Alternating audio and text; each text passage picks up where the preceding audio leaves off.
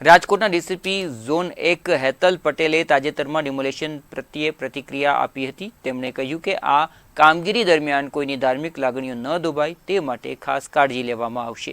કોર્પોરેશનની 7 ટીમો શહેરના 7 જુદા જુદા ઝોનમાં કાર્યરત છે, જ્યારે પોલીસ કાર્યક્રમ અને સ્પેશિયલ ઓપરેશન ટીમો પણ આ કામગીરીમાં જોડાય છે। આપણું જે રાજકોટ શહેર છે એની અંદર ભક્તિનગર પોલીસ સ્ટેશન વિસ્તારમાં આજે નદીની પેરેલલ જે છે આખો જંગલેશ્વર વિસ્તાર આવેલો છે, તેની અંદર આ ડિમોલેશનનું રાજકોટ મ્યુનિસિપલ કોર્પોરેશન દ્વારા આખો કાર્યક્રમનું આયોજન કરવામાં આવ્યું છે, જેની અંદર હાલની ધોરણે જે 2 દિવસ છે એટલે આજે અને કાલે એ જે પણ જગ્યાએ ડિમોલેશન કરવાનું છે એ બધાના ઘરે ઘરે જઈ અને એને સમજાવવાનું ચાલી રહ્યું છે।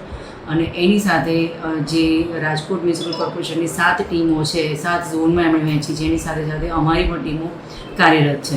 એટલે પોલીસ, આરએમસી, ફાયર બ્રિગેડ અને મેડિકલ ટીમ એ સંયુક્તપણે મળીને અત્યારે કામ કરી રહ્યું છે।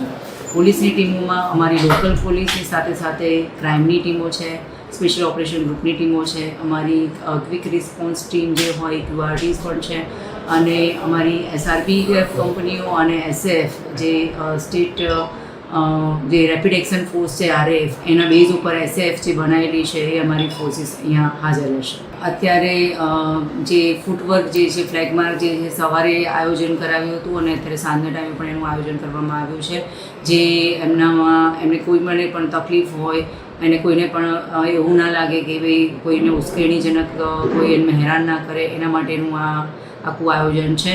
શાંતિપૂર્ણ વાતાવરણમાં સારી રીતે આ આખો બંદોબસ્ત કમ્પ્લીટ થાય એના માટેનો આ એક પ્રયત્ન છે। કોઈની પણ ધાર્મિક લાગણી દુભાય નહીં એની ખાસ કાળજી રાખવામાં આવશે, અને બહેનો અને વૃદ્ધો અને જે પણ બાળકો જે છે એમની સાથેનું વર્તન જે વ્યવસ્થિત રહે એના માટે મોટાભાગે અમારું જે કમ્પોનન્ટ જે છે એ ફિમેલ કમ્પોનન્ટ એટલે કે મહિલા પોલીસનું અમે રાખ્યું છે। ગુજરાત સ્ટેટ તરફથી અમને અલગ અલગ ફોર્સિસ ફાળવવામાં આવી છે, એની અંદર સુરેન્દ્રનગર અને રાજકોટમાંથી પણ પોલીસ અમને મળી છે, ગ્રામ્ય વિસ્તારોમાંથી, અને એ સિવાય અધિકારી જે છે એ જુદા જુદા જિલ્લાઓમાંથી અમને। લોકોને અમારી ખાસ નમ્ર અપીલ એ છે કે જે પણ ડિમાર્કેશન થયેલા છે, ઘણા બધા વર્ષોથી જાણે છે કે આ TP95નો જે રોડ હતો એ રોડને પહોળા કરવાનું કામ છે, અને એક આજી નદી કિનારે જે બ્લોક છે એના પુનર્વસનના પ્રયત્નો પણ ભૂતકાળમાં થઈ ચૂકેલા છે।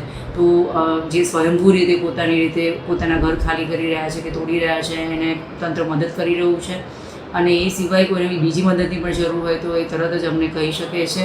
અને બાકી ધાર્મિક ભાવના બધાની કોઈ પણ દુભાય નહીં। અહીંયા હિન્દુ અને જેના પણ ધાર્મિક સ્થાનો છે એમાં પણ ખાસ કાળજી રાખી અને આગળ કાર્યવાહી કરવાના છે।